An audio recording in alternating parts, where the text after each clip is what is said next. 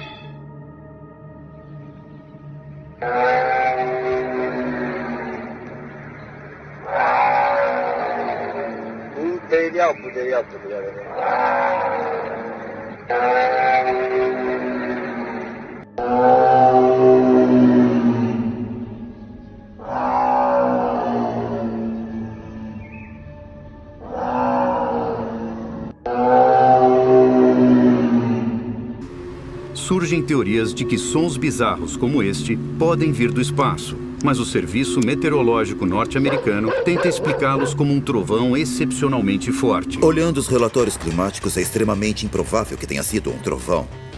Não havia diferencial de temperatura, não havia frentes de pressão. O que quer que o fenômeno seja, sua origem não é humana.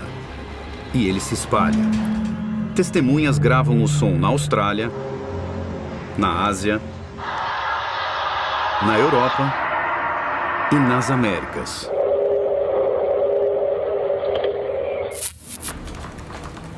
A análise de dados meteorológicos descarta qualquer fenômeno climático conhecido capaz de causar esse tipo de som.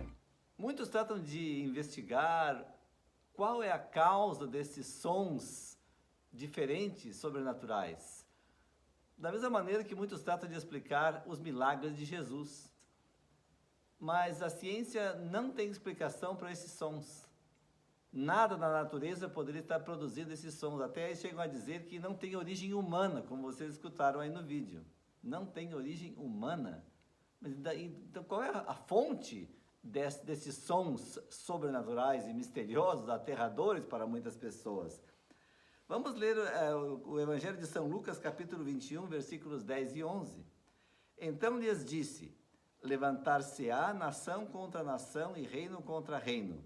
Haverá grandes terremotos, epidemias e fome em vários lugares.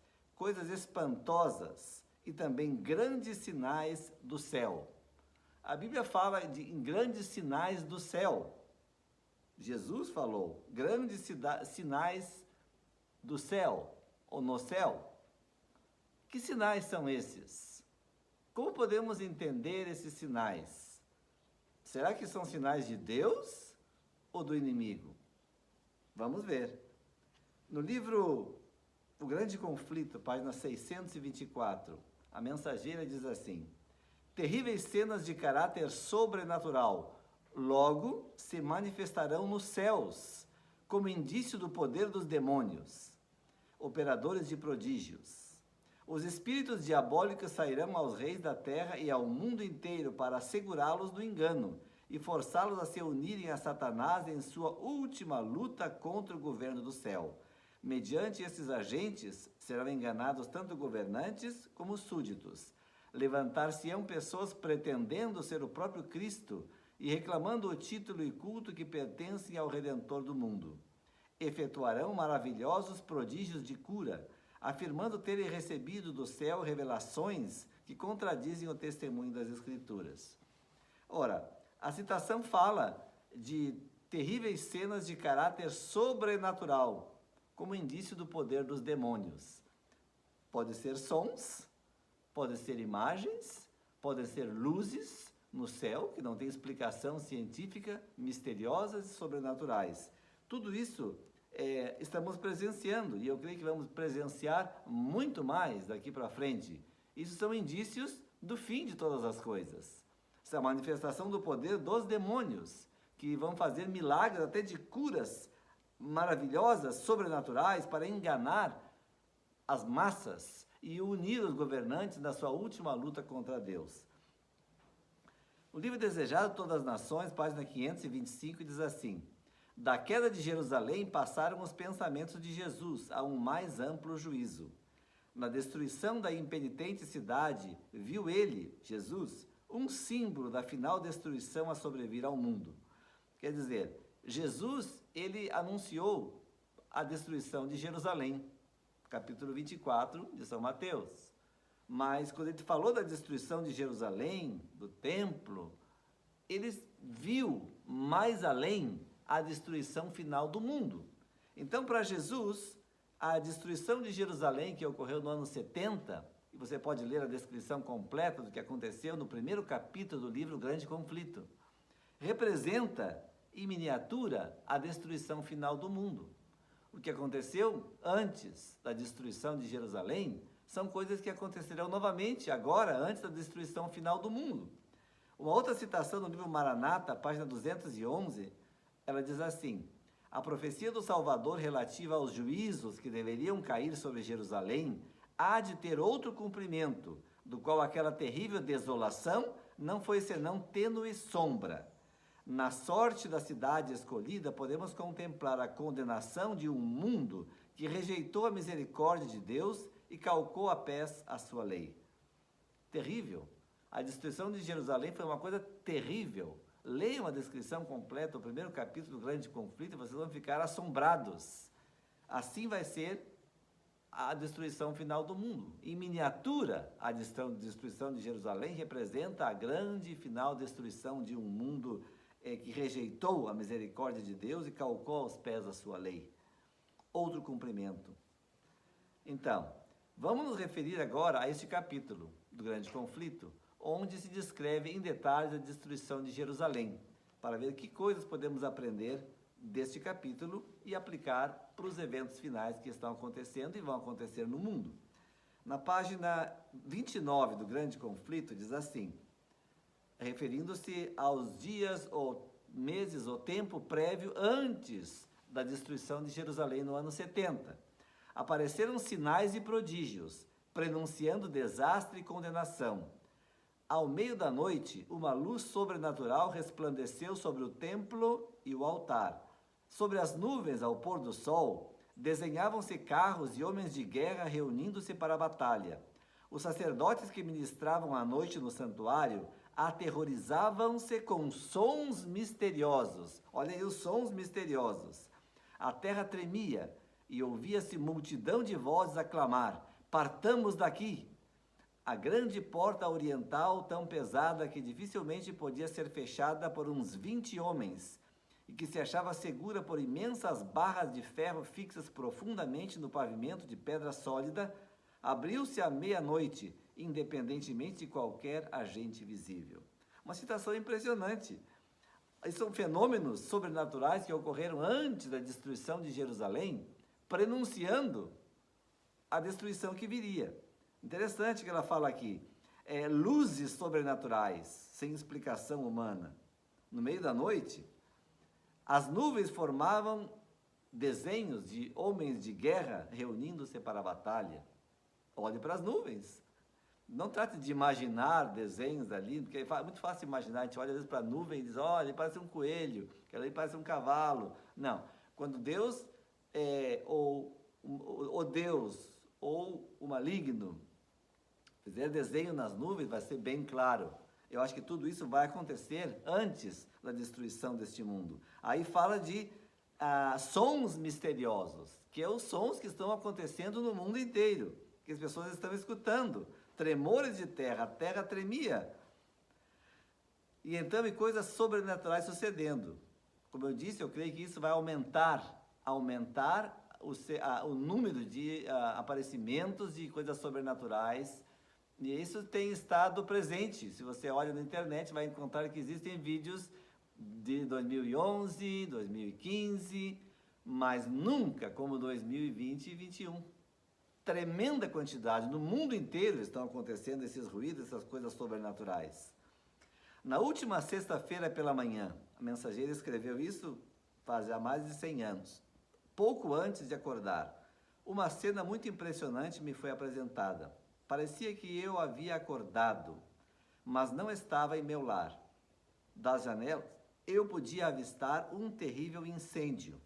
Grandes bolas de fogo caíam sobre as casas, e dessas bolas voavam flechas incandescentes em todas as direções. Era impossível apagar os fogos que se acendiam, e muitos lugares estavam sendo destruídos. O terror do povo era indescritível. Isso ainda não sucedeu. Bolas de fogo caindo sobre as casas. Talvez meteoros incandescentes, ou quem sabe o quê. Mas quando suceda, nós vamos lembrar dessa citação.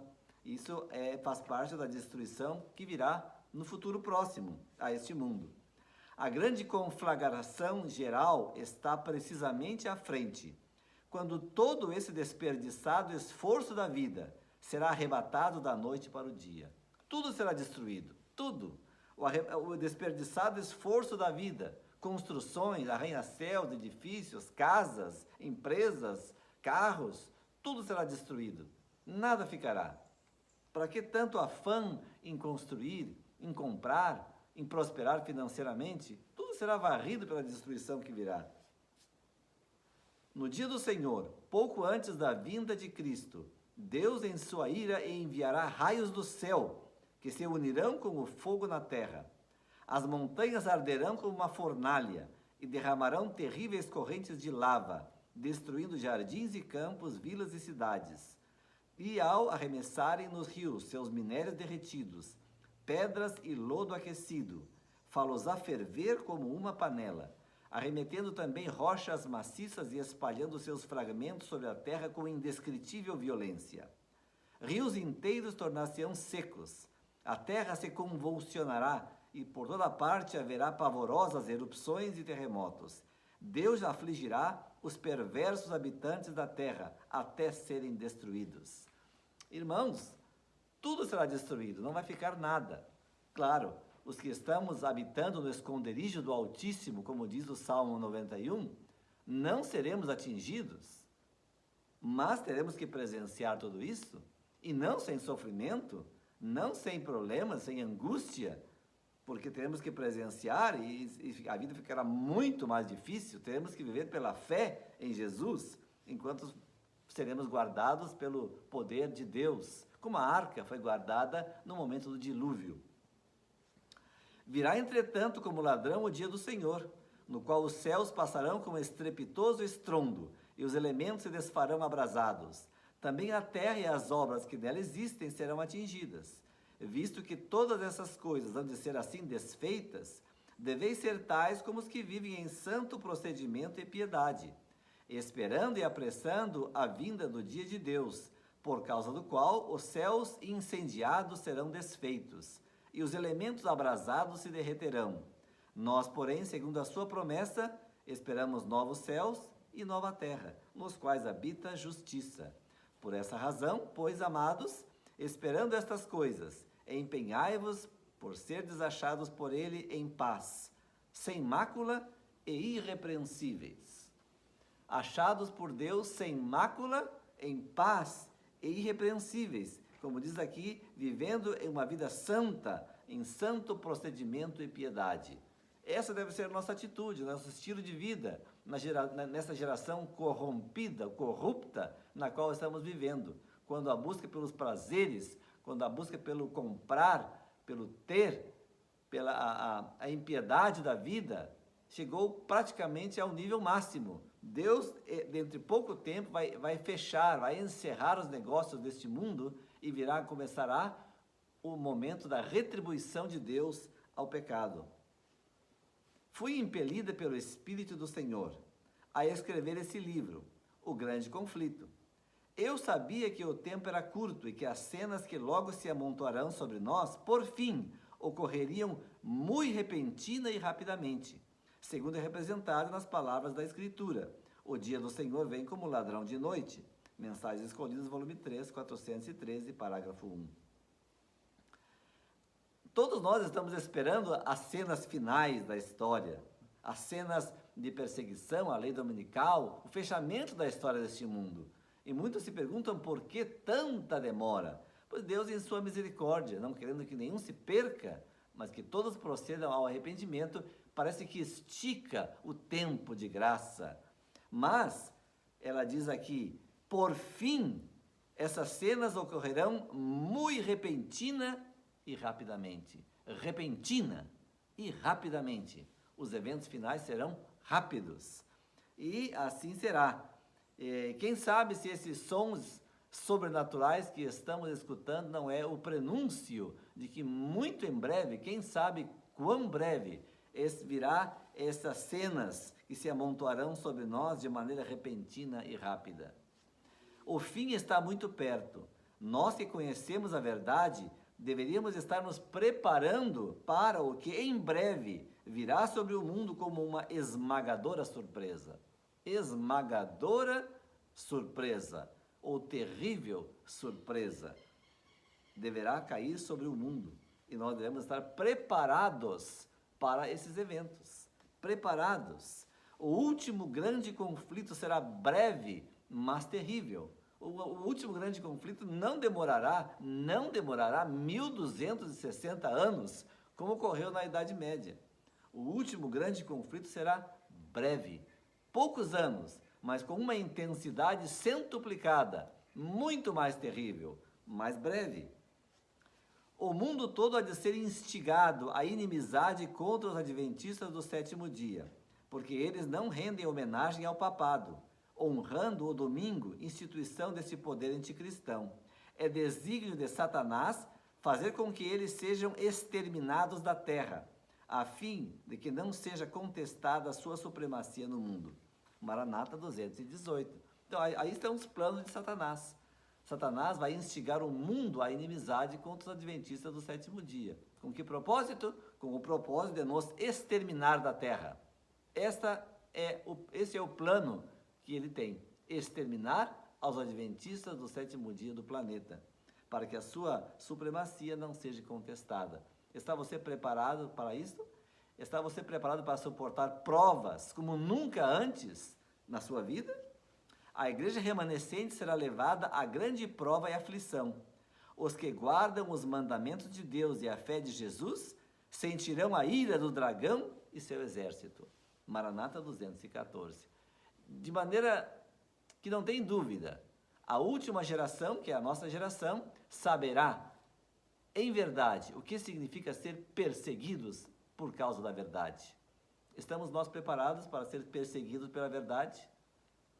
Ficando fiéis a Deus, não importa o que aconteça? Disse-lhes o anjo: quereis escapar às 7 últimas pragas? Quereis ir para a glória e desfrutar tudo o que Deus tem preparado para os que o amam e estão dispostos a sofrer por seu amor? Então tereis de morrer, para que possais viver. Preparai-vos, preparai-vos, preparai-vos. Precisais ter maior preparo do que até agora, pois o dia do Senhor vem, terrível tanto em ira como em vingança, para desolar a terra e destruir dela os pecadores. Sacrificai tudo a Deus, deponde tudo sobre o seu altar, o eu, a propriedade e tudo mais, como um sacrifício vivo. Tudo é reclamado para entrar na glória. Maior preparo precisamos ter do que nós imaginamos, do que temos tido até agora. Preparai-vos, preparai-vos, preparai-vos. É interessante que o anjo 3 vezes repete a palavra. É uma maneira de sublinhar, é uma maneira de ressaltar. Quando se repete, como Jesus fazia, como quando Jesus dizia, em verdade te digo. 2 vezes repetia, às vezes, muitas declarações dele, mas aqui o anjo repete 3 vezes. Quando se repete 3 vezes, super ressaltado deve estar. Vi que o remanescente não estava preparado para o que está para sobrevir à terra. Estupefação, como letargia, parece possuir a mente da maioria dos que professam crer que estamos vivendo a última mensagem. Meu anjo assistente clamou com impressionante solenidade: aprontai-vos, aprontai-vos, aprontai-vos, pois a ardente ira do Senhor está para vir. A sua ira está para ser derramada, sem mistura de misericórdia, e todavia não estáis prontos. Rasgai o coração e não os vestidos. Uma grande obra deve ser feita pelo remanescente. Primeiros Escritos 119. Se você se crê ser parte da igreja remanescente, se você crê que é este remanescente que tem a verdade para a última geração, isso é para você. Aprontai-vos, aprontai-vos, aprontai-vos. Devemos fazer uma preparação muito maior do que a que temos feito até agora. O tempo se acaba. O tempo de graça logo, logo vai terminar. E virá a última prova, que é a prova da imagem da besta, a lei dominical, quando será provada a nossa fé e decidido o nosso destino eterno. A abundante iniquidade não se limita apenas aos incrédulos e zombadores.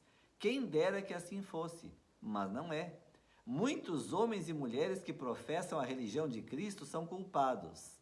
Mesmo alguns que professam estar esperando o seu aparecimento, não estão mais preparados para esse acontecimento do que o próprio Satanás. Isso é duro. Lar Adventista 328. Isto é bem duro. Não estão mais preparados para o acontecimento, para a volta de Jesus, para os eventos finais, para o juízo investigador, do que o próprio Satanás, adventista do 7º dia, mas que não vivem como adventistas do 7º dia, que não estão preparados, são como virgens loucas, que não fizeram a preparação necessária. O tempo de angústia, como nunca houve, está prestes a manifestar-se sobre nós, e necessitaremos de uma experiência que agora não possuímos, e que muitos são demasiado indolentes para obter. Dá-se muitas vezes o caso de se supor maior a angústia do que em realidade o é. Não se dá isso, porém, com relação à crise diante de nós. A mais vívida descrição não pode atingir a grandeza daquela prova. Naquele tempo de provações, toda alma deverá por si mesma estar em pé perante Deus. Ainda que Noé, Daniel e Jó estivessem na terra, vivo eu, diz o Senhor Jeová, que nem filho nem filha eles livrariam, mas só livrariam as suas próprias almas pela sua justiça. Ezequiel 14:20, tomado de Maranata 161. A crise vem, e muitos às vezes pensam que não, mas a crise não é tão... A gente pensa que é uma crise tão grande, tão difícil, mas quando ela vem, a gente vai ver que não é tão assim como se previu. Muitas vezes sucede isso, né? Que a gente imagina um problema tão grande, mas chega na hora, o problema não é tão grande. Mas a mensageira de Deus diz que isso não se aplica em relação à crise que está diante de nós. Não se aplica. A mais vívida imaginação não pode descrever ou a compreender ou visualizar a tamanha terrível prova pela qual teremos que passar. E teremos que permanecer fiéis em meio dessa terrível prova.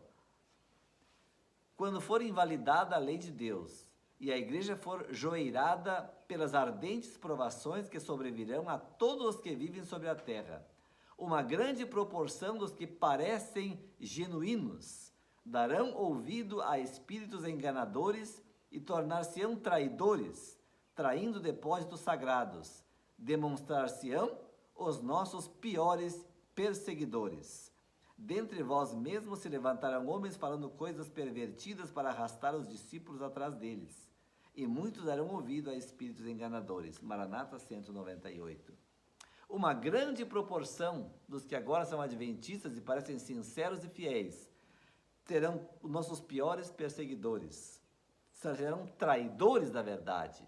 Quando vêm as ameaças de prisão, as zombarias, quando vem a ameaça de morte, de ameaça de perder o seu trabalho, ameaça de perder os seus bens e outras coisas que nos vão fazer, trairão a verdade e abandonarão a fé e se tornarão os nossos maiores perseguidores e inimigos. Logo o povo de Deus será provado por ardentes provas, e a grande proporção dos que agora parecem genuínos e verdadeiros demonstrar-se-á vil metal que não tem valor nenhum. Em vez de se fortalecerem e confirmarem com a oposição, as ameaças, abusos, tomarão covardemente o lado dos oponentes. A promessa é: aos que me honram, honrarei. 1 Samuel 2,20, tomado de volume 2, Testemunhas Seletas, página 31, parágrafo 1. Aos que me honram, honrarei. Ela diz, Deus está advertindo, irmãos. Deus nos está advertindo. A grande proporção significa a grande maioria. Quantos somos adventistas no mundo inteiro? 20 milhões? Por aí, ou mais? A grande maioria tomará o lado da oposição. Não suportará as ameaças, abusos, etc. e abandonarão a verdade. Em vindo a prova de fogo, grande proporção dos que professam a fé há de demonstrar que a sua religião não passava de vazio formalismo. Vazio formalismo. Uma religião mecânica, uma religião vazia, uma religião como a dos fariseus, que não tem âmago, não tem fibra, que é uma religião somente de aparências. Falta a piedade pessoal, a religião do coração, falta. Que diria a fim de despertar o povo remanescente de Deus? Foi-me mostrado que estão diante de nós terríveis cenas. Satanás e seus anjos estão reunindo todas as suas forças para oprimir o povo de Deus. Satanás sabe que, se eles dormirem um pouco mais, está seguro quanto a eles, pois é certa a sua destruição. Advirto a todos os que professam o nome de Cristo, a que se examinem rigorosamente e façam plena e cabal confissão de todos os seus erros, a fim de que os mesmos vão antecipadamente a juízo, e o anjo relator possa escrever ao lado dos seus nomes o perdão. Essa é uma obra de preparação. É a obra que se fazia no Antigo Testamento antes do dia da expiação. E nós estamos vivendo no dia antitípico da expiação, quando temos que afligir nossas almas diante de Deus com arrependimento, confissão e abandono do pecado. Esta é a obra que temos que estar fazendo, irmãos. Arrependimento, confissão e abandono de todo pecado e de todo erro, para que sejam eles perdoados, que se escreva o nome do nosso nome lá no livro do céu, perdoado, para que possam ser expiados no dia da expiação final. Ora, ao começarem estas coisas a suceder, exultai e erguei a vossa cabeça, porque a vossa redenção se aproxima. A nossa redenção está muito mais perto do que jamais esteve. Estamos nos limites mesmo da Canaã celestial. Pouco tempo falta para que entremos na bem-aventurada terra prometida. Mas antes, teremos que ser provados com a última grande prova. Será a prova final, o teste final. Se ficarmos fiéis no momento da prova final, resistindo às perseguições e abusos e intolerância, sendo obedientes e fiéis aos mandamentos de Deus, finalmente receberemos a coroa da vida eterna. Que Deus te abençoe, que Deus nos ajude, que possamos renovar os nossos votos de consagração e fidelidade a Deus e ficar fiéis até o fim, em nome de Jesus. Amém.